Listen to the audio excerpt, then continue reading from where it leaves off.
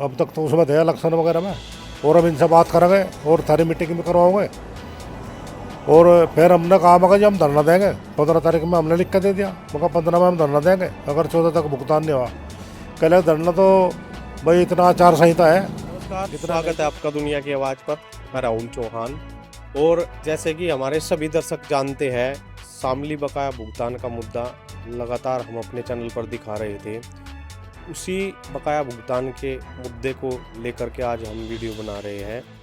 चौधरी संजीव शास्त्री आज हमारे साथ मौजूद है, जो कि आज से 2-3 दिन पहले डीएम को ज्ञापन सौंप के आए हैं बकाया भुगतान का, और उसमें अंतिम जो तिथि थी 15 मई इन्होंने निश्चित की है। उसके बाद इनका आगे का क्या फैसला होगा और क्या डीएम से इनकी बातचीत हुई है बकाया भुगतान को लेकर, उसी मुद्दे पर हम आज इनसे चर्चा करने के लिए इनके पास पहुंचे हैं। क्योंकि बकाया भुगतान का मुद्दा बहुत बड़ा मुद्दा है और लगातार हमारे जो दर्शक है हमें देख रहे हैं, उनकी कमेंट बार बार आती है कि बकाया भुगतान का क्या चला हुआ है। तो इसी मुद्दे पर बात करने के लिए हम संजीव शास्त्री जी का अपने चैनल पर स्वागत करते हैं। स्वागत है जी आपका भी स्वागत है भाई। तो क्या डीएम जी से बात हुई? उस दिन आप गए थे और उन्हें ज्ञापन सौंपा है जो 15 तारीख दी है मई की, तो उस पर डीएम जी का आगे का क्या आश्वासन है?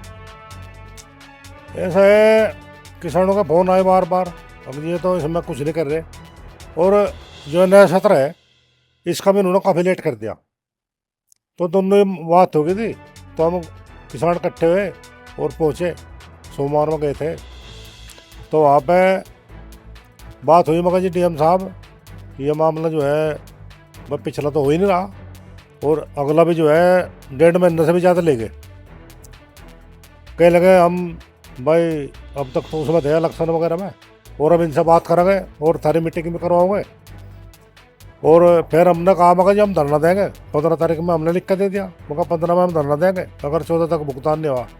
कह लगे धरना तो भाई इतना आचार संहिता है, इतना नहीं दे सकते, और आचार संहिता के बाद में तुम्हारी इच्छा है जो भी है, और हम तो अपनी कार्रवाई करेंगे जो भी हमें करनी है। और हम लग भी रहे भाई, हम तो ये कानून हम कोशिश कर रहे और कर रहे नहीं कर रहे। तो फिर हम उन्हें कह और चेतावनी देगा मगर चलो 4 तारीख के बाद में रख लगा, 4 जून के बाद में रख लगे, और रखना तो पड़ेगा। इसमें हमें लग रहा है भाई ये ऐसी बात नहीं बन लगी। तो ये मिल वाला ना तो मिल ही बेचना चाह रहा और न ही भुगतान के करने लगे उसमें स्थिति में कि उस पर पैसा नहीं है, और ये बेचने की भी उसमें नहीं है। वह सोच रहा है काम चल जा, लेकिन ऐसा काम नहीं चलने का। ये तो इसको बेचना ही पड़ेगा, या लोन ले लो या अपनी कुछ और संपत्ति बेच लो, तो इस पर दबाव बनाना पड़ा। 26% का जो सामना आया था भाई, 26% मिल बिक चुका है। उसके बाद कुछ और आई खबर कुछ भाई और भी क्या, या 26% पे ही अटका हुआ है? क्योंकि अप्रैल में बताया गया था कि अप्रैल में जो शेयर की सेल है वो करी जाएगी। हाँ ऐसा है ना, अभी बता नहीं रहे कुछ भाई। मान लो कुछ शेयर बढ़ गए हो तो अभी मतलब न तो यही बता रहे न यही बता रहे, तो अभी बात क्लियर कर नहीं रहे। तो को क्या होगा, अब तो हमें तो धरना देना पड़ेगा भाई। 4 जून के बाद में धरना दिया जाएगा, और फिर हम वहाँ गए मिल में, मगर ये नए सर का क्यों लेट कर दिया। कह लगे जी हमारा जो है उठान कम है और स्टॉक लग रहा है 60-70 करोड़ का, और इसे जो है हम मई में क्लियर कर देंगे पूरा। उन्हें भी बहुत कह सुनका है, मगर इस तरह काम नहीं चल रहा जिस तरह बात हम चला रहे हो। इसे 1.5 महीने में लेके 2 महीने कर दो, तो उन्हें भी बहुत कहा सुना करी। तो वे कह लगे जी सर मई में हम पूरा कर देंगे। अच्छा, एक अभी थोड़े दिन पहले भी एक मतलब किसान इकट्ठा होकर 20-25 किसान इकट्ठा होकर गए थे, और वहाँ पर उन्होंने ये कहा था कि भाई हम आने वाले 10-15 दिन में इसने क्लियर करने की कोशिश करेंगे, जो नया आया हम उसके साथ ले आओगे।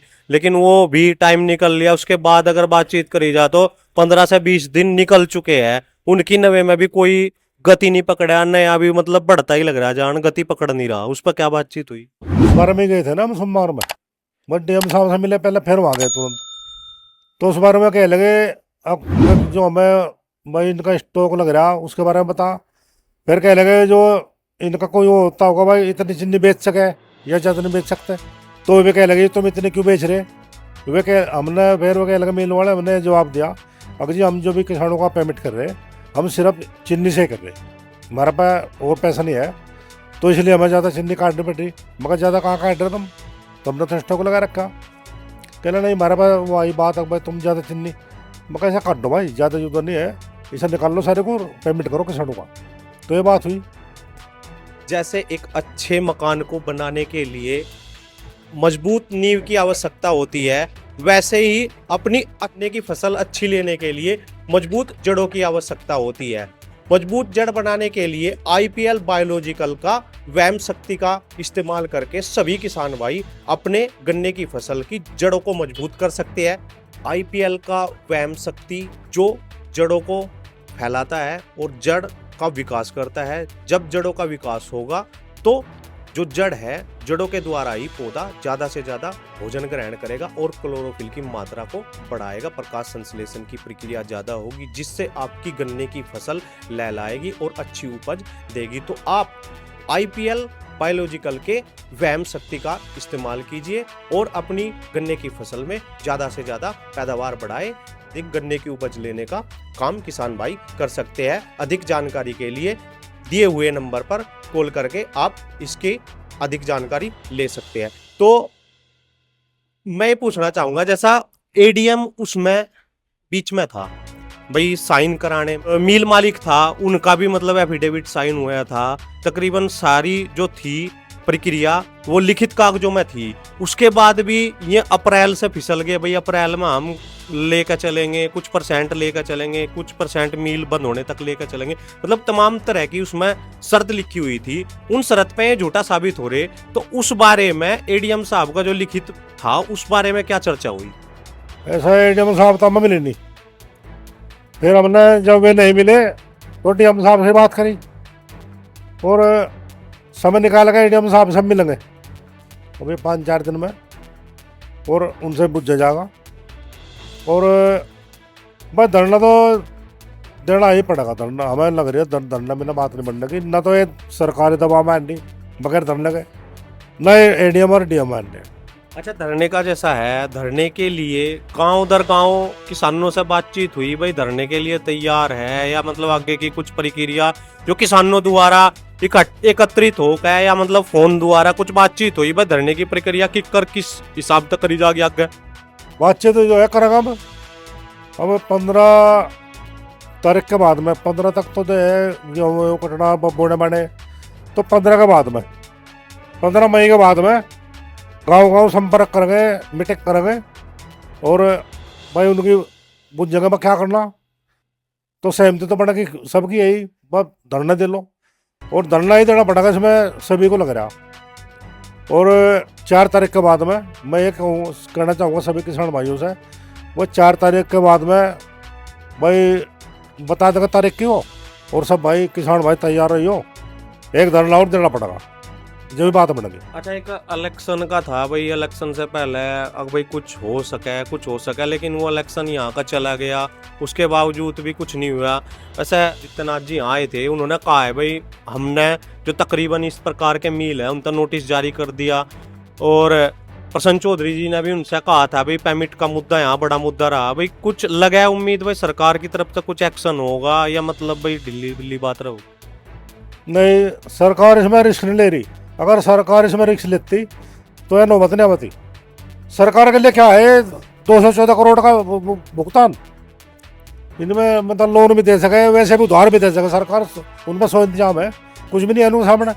लेकिन वे किसानों की तरफ ध्यान नहीं दे रहे, और किसानों की तरफ ध्यान न देने पर जो 3 सेट ये आ रहे थे, ये भुगतान की उससे आ रहे थे, और अब कभी इन्होंने ध्यान नहीं दिया तो ये सीट मुश्किल ही लगेगी। हमें तो यह अंदाजा है कि ये 3 सीटी हमें तो लगे मुझे भनागर की भी और सहारनपुर की भी, इस किरण की भी हमें तो मुश्किल लग रही, और ये किसानों को मतलब ध्यान नहीं दे रहे, किसान अंदर नाराज है।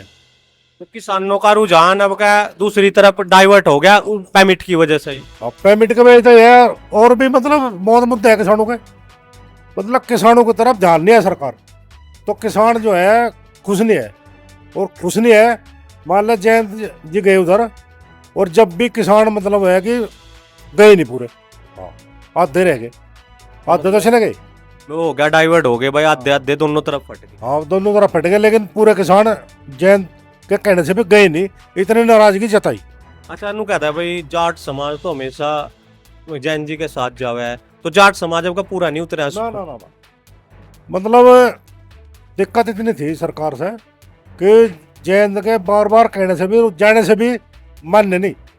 सहारनपुर शिफ्ट पे भी किसान गए और मुजफ्फरपुर पर भी और यहाँ भी मतलब किसान बहुत गए दूसरे अच्छा इलाहाबाद में गिरे।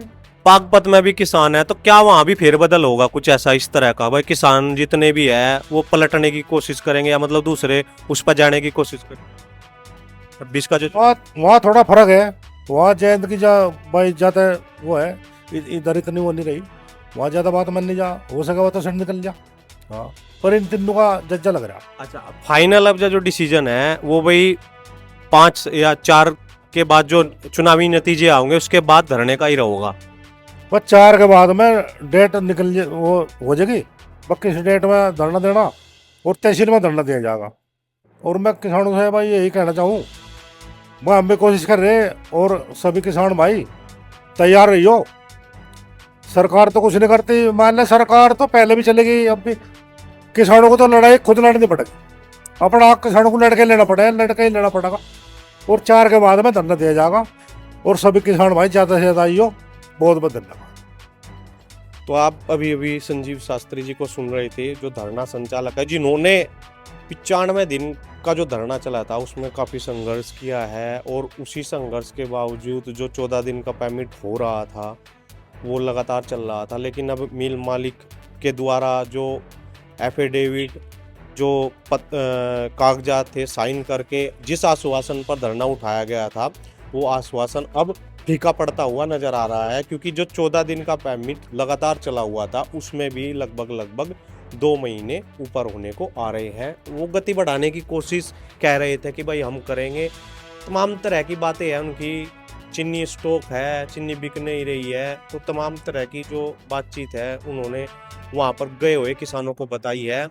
तो अभी जो फैसला आया है कि भाई 4 जो जून है उसका जो चुनावी नतीजे आएंगे उसके बाद जो आचार संहिता है वो हटेगी, उसके बाद ही किसान अपना अंतिम फैसला लेंगे। 4 जून तक अभी कोई मतलब फैसला सुचारू रूप से नहीं लिया गया है। बाकी संजीव शास्त्री जी ने बताया है कि धरने की पूरी संभावना बनी हुई है, क्योंकि मिल मालिक अभी भी ना बकाया भुगतान की तरफ ना 14 दिन की गारंटी की तरफ ध्यान देने के लिए तैयार है। तो जैसी भी अगर कोई सूचना होगी हम अपने चैनल के माध्यम से आप सभी के बीच लेकर आएंगे। तो आप हमारे चैनल के साथ बने रहिए, वीडियो को लाइक कीजिए, वीडियो को शेयर कीजिए और चैनल को सब्सक्राइब कीजिए। जय हिंद, जय भारत, धन्यवाद।